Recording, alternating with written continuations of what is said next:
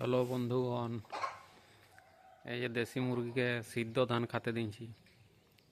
এখন শীতকাল, ঘরে ধান সিঝা চলছে, তার জন্যে সিদ্ধ ধান আনে করে খেতে দিলি। এই ফিডারটা এক ফিডার নিয়ে আসিছিলি, আনে করে এই ফার্মের ভিতরে ঝুনে দিলি। এখন খাক, দিয়ে করে আর একটু হোক, এদের খাওয়া হলে ওই ধার দিয়ে ছাড়ি নেবো বাইর দিয়ে। আর বাহির দিয়ে এমনিতে ছাড়ে নিলে এরা দমে ধূপ দিয়ে পালান যায়, কাছে রহে নাই, লোকের ঘর দিয়ে যায়। ওই করে লোক খাঁড়া খাঁড়ি করে। তার জন্যে বলছি খাবারটা খাইলে তাইলে বেশি দূর যাবে না, এই কাছগিলাই থাকবে, আশেপাশে গিলাই এগুলো ইঁচড়াই পোকামাকড় খাবে। ধানটা খাক, খাওয়া হলে ছাড়ব। এই ধান গোটাই ঝুনে নিয়েছি ফার্মের ভিতরেই, খাচ্ছে। মুরগিগুলা ডিম পাড়ার সময় হয়ে গেছে, করকর আছে, ডিম দিবে কিছু দিনের মধ্যে। এই ডিসেম্বরটা পাইরে এলো, আমার যা মনে বলছে জানুয়ারির 15-র পরেই ডিম দিয়ে নিতে পারে। এখন তো অতিরিক্ত ঠান্ডা, তার জন্য ডিম দিচ্ছে নাই, ঠান্ডার জন্যে।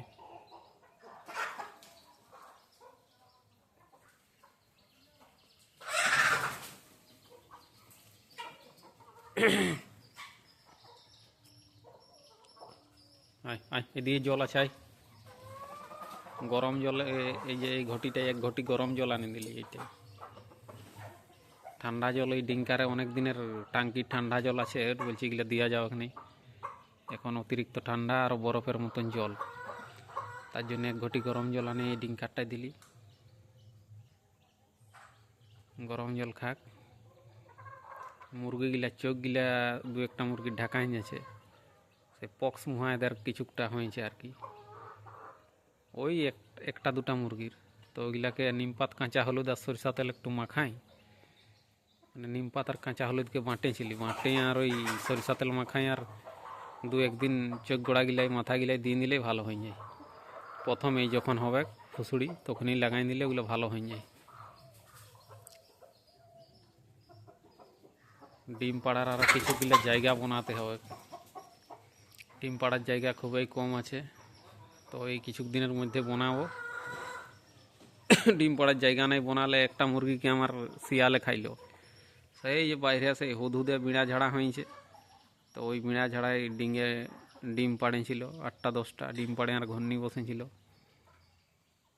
দিয়ে করে একদিন খড়ে নাই, গুনছি ক্ষণে দেখছি রাইতে নাই, তখন বলছি কেউ হয়তো খাইছে।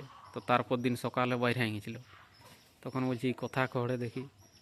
তারপরে কোন দিকে গেল আর দেখতে পারিনি, তারপর দিন রাইতেও খড়ে নাই। তারপরের দিন সকালে শুনছি শালা শিয়ালে ধরে নিয়েছে।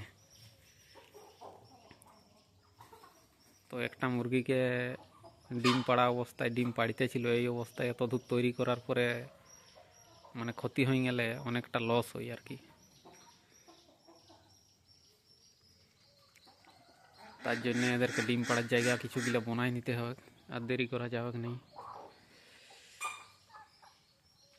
আর দেশি মুরগি যারা চাষ করতে ইচ্ছুক, তারা মোটামুটি এই জানুয়ারি মাসের মধ্যে বাচ্চা কিনে লো, 100-200 যা পারবে বাচ্চা কিনে চাষ করতে আরম্ভ করে দেবো।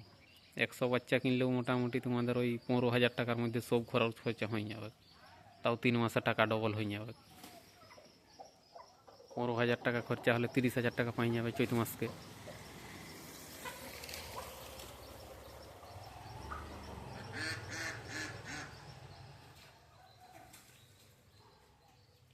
আমি বাচ্চা টাচ্চা কিনবো না, আমি ভাবছি এই মুরগিগুলো ডিম পাড়ুক আর বাচ্চা ফুটাবো। ডিমটা পাড়ুক আর বাচ্চা ফুটাবো আর কি, মেশিনে দিয়ে। তাইলে আমার অনেক টাকা সেভ হবে।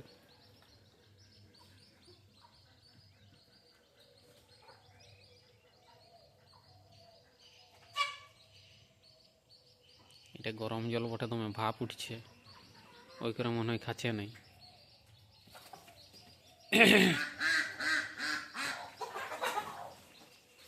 আয় আয় আয় আয় আয় আয় আয় আয় আয় আয় আয় আয়। মুরগিগুলা সব সেই ধার দিয়ে চলে গেছে।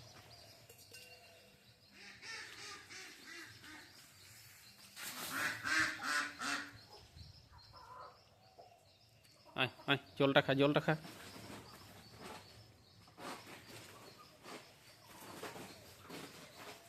খাবার হয়ে গেল, পেট ভরে গেল, না চোঁচড়া ভরে গেল।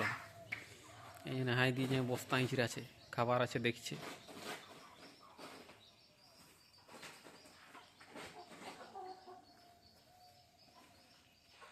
অনেক দিন ভিডিও ছাড়া হয় নাই চ্যানেলটাই।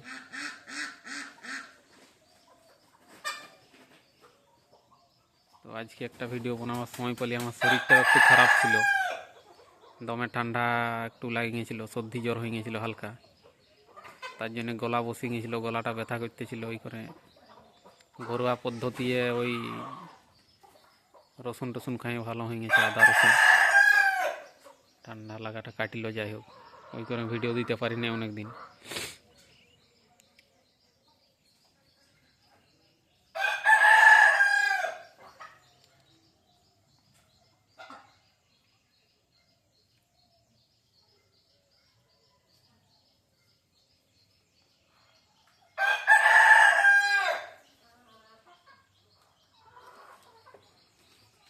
এখন এদের চোঁচড়া ভরে গেল, হতে দমে ডাকছে।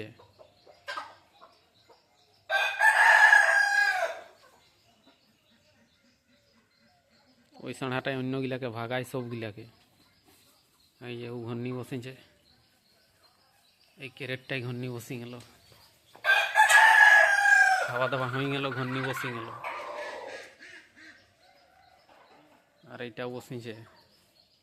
এই যে আরও জায়গা বানাতে হবে অনেক।